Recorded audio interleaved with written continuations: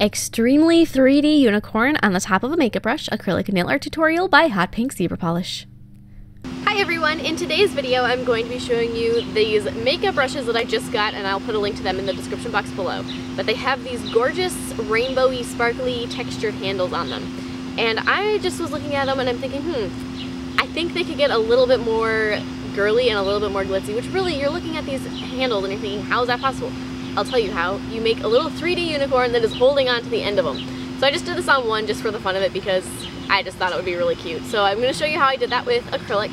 It's easier than it looks. It's just kind of fun and a quick little project that just dresses up your makeup brushes a little. You know, why not? So I hope you like that, and don't forget to click subscribe to see all my future videos as well. So here are the brushes that I'll be showing you, and I actually, I get a lot of makeup brushes all the time, and I don't spend a whole bunch of money on them because I use them for body painting and they get kind of gross. So I just, new set, get them ones that are cute. So here are the bigger ones. These aren't, like I said, they aren't the highest quality, but they definitely work for that. And they're also, the smaller set is really good for the one that I actually am going to be sculpting on. I saved out for using to clean around my nails after a gradient or making French tips or something. So I saved one out and it works really well for that. It's the perfect size. So they're good for something like that. And they also are, they're like mid-quality. So if you aren't looking to spend a whole bunch of money on a set of makeup brushes, then they're definitely a good one to go with. And like I said, they are super cute, and even without adding a 3D unicorn, they're also just really glitzy and stuff. So they're fun. So I'm going to begin with his legs. So you're going to want to add 2 legs on each side that are wrapping around and kind of not quite meet in the middle on the one side because you don't want them to actually touch. So I kind of staggered him just a little bit so that he looks like he's holding on with all 4 legs really tightly to the top of this brush. Now, one thing I do want to say is if you aren't interested in doing this on a makeup brush, but you like the little unicorn anyway, you could easily do this if you had, say, a stiletto nail. You could have him where he's holding on to the end of the stiletto nail and just kind of change it up a little bit so it fits that way. And that would also be really cute and, a way to do this on a nail that makes sense. Or you can do this on all sorts of different things. You could do this on your favorite pen or something along those lines. So yeah, anyways, once you got those 4 legs in place, then I'm going to take some dark purple acrylic and I'm going to be adding his hooves. So just add a little bead on the end of each one and just gently make it into a nice little square and kind of square up the edges there like that. And there's the one. So this is why you don't want them to actually meet, because then you wouldn't be able to see all 4 individual hooves. It would just look like 2 that are sort of stuck together. But if you do them like this, and it looks like he's hugging this brush, and there, yeah, it's so cute. When I was looking at unicorn pictures before I did this, I always kind of do that. I just Google unicorn and look at and see what I like and see what I don't like, and don't necessarily match one of them, but just see stuff that I think looks good.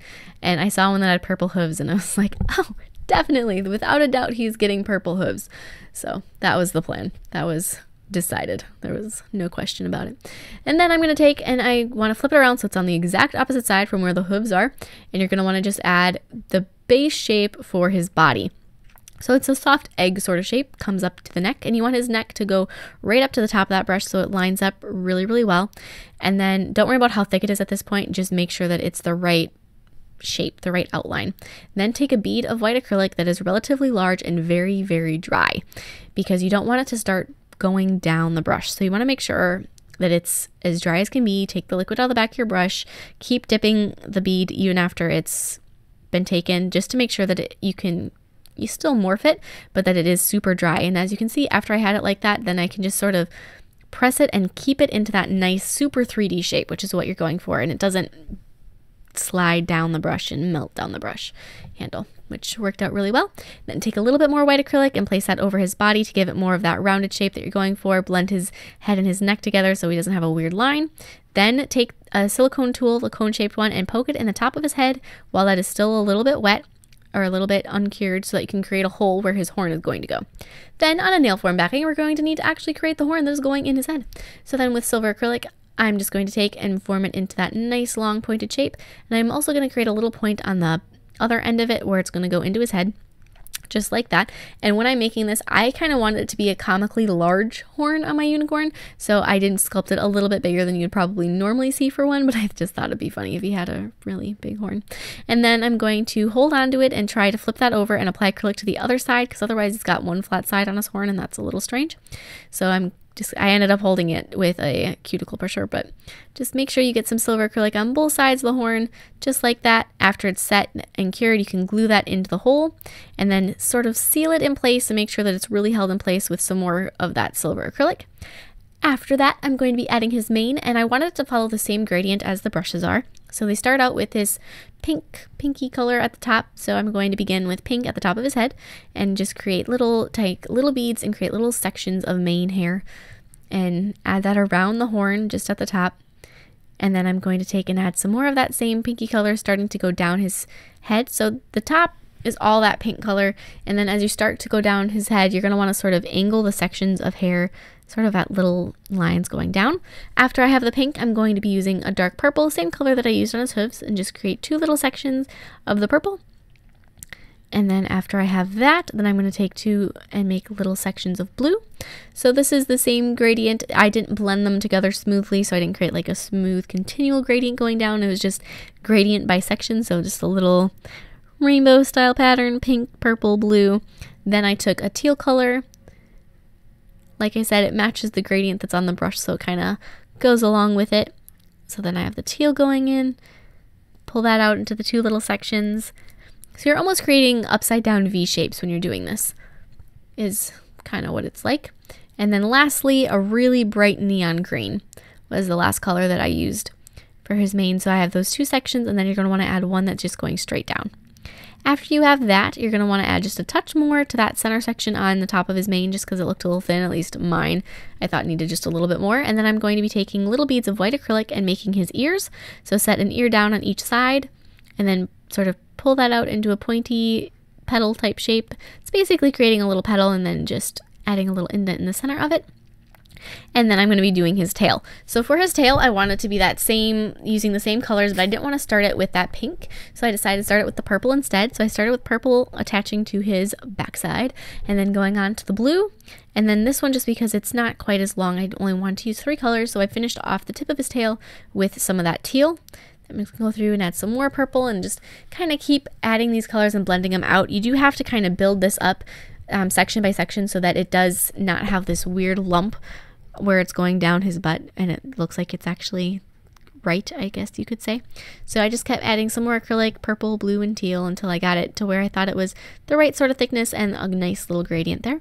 And then with diluted white paint, I'm going to go through and I'm going to start highlighting him all over the place. I wanted to brighten my white, and I also added a highlight on his horn. And so when you're highlighting his legs, you're just going to add 1 little line on there and also highlight his hooves a little bit and down on his back. Just kind of brighten it up in places.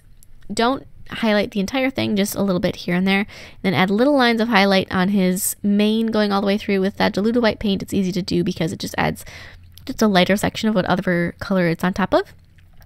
And then add his eyes with black. So first I just created the oval for his eyes, and then I went through and I added the eyelashes just like so. And then I'm going to take and add little lines for his nostrils on his nose. And then going back with white, I decided that I wanted to add a little highlight. So I'm just going to add 1 little dot of white in each eye. And then I touched up one of his nostrils that was a little bit too big. Then going back to black, I'm going to be adding little outlines on his hooves and then adding a little swirl going up his horn. So there's the first one. I actually did 2 of these lines. So just keep turning him and keep continuing the line going up.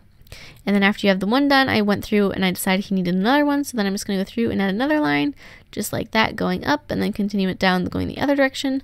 Just like that. Then another little highlight on his horn with some more bright white paint.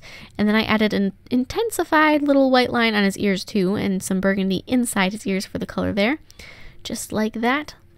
And then apply a layer of matte top coat over the top of your entire little unicorn. Like I said, this would be so adorable holding on to the tip of a stiletto nail. Now that I've said that, it's like, that would be so cute. So if you do that, if anyone tries that, please share it with me because I would love to see how that turns out. This was so much fun, and this is, like I said, the brush that I'm going to be using for doing just like cuticle cleaning and things of that nature, because it is really a nice size for it, and I've been using it a couple times since I've made it for that. So I hope you guys like it and share any recreations with me on Facebook. Like I said, love to see them, and I will see you in my next video. Bye!